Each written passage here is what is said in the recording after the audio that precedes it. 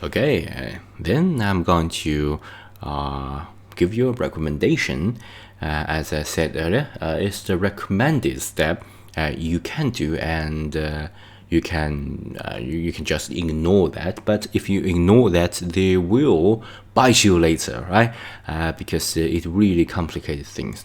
For example, if you are just doing the transform, and you transform, say you just scale that, you press S to scale that, say you just scale that to this, and if you want to see exactly how big that you have scaled, you just press N, and you can see what's happening here. All right, there's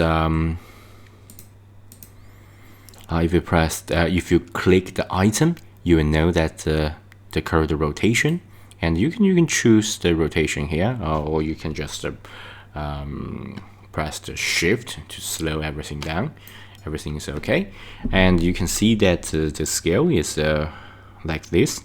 All right, you can also just scale it in this way.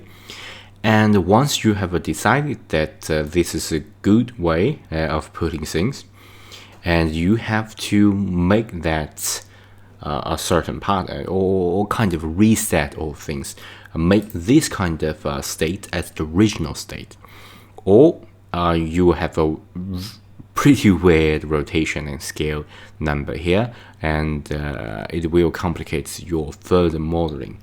All right, so we can sort of make that the final part, or just reset everything.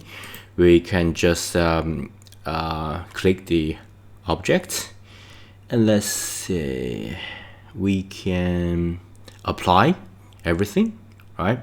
And as you can see, you have the shortcut Control plus A, which means that you have to apply all the changes you made. Essentially, just make the rotation and the scale to the default set, and this kind of weird, tinkish, weird modeling that you have made, make that the original model, right? So if you click object, apply, you can just you can also use the Control and A, right? And you can apply the location, the rotation, the scale. And here is my recommendation that we usually don't apply location. We want the location to be the same as here. We don't want that become 0 and 0 and 0, right? Because we don't want to mess things up. We want to know the exact location of this object. But we usually just apply all this rotation and scale because I want to take that as the original object. Then it will make the further maneuver easier, right? So we can use Control and A, and we apply all the rotation and scale. As you can see, you can click rotation and scale. Remember, you can watch the number here, and you will see the changes. All right, rotation and scale, apply.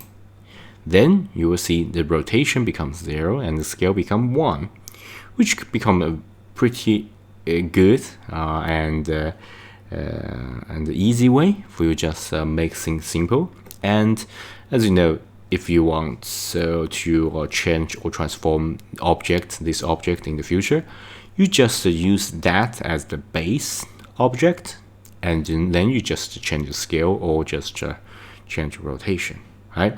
Or else, or you just have the weird location, weird scale, and it become pretty disorienting because you don't know which direction that this object is really at. And once you do a little fine-tuning, a little change, everything will get under control. So pretty good advice, I think. I hope it is helpful. Okay, so I think pretty much all about the tips and suggestions.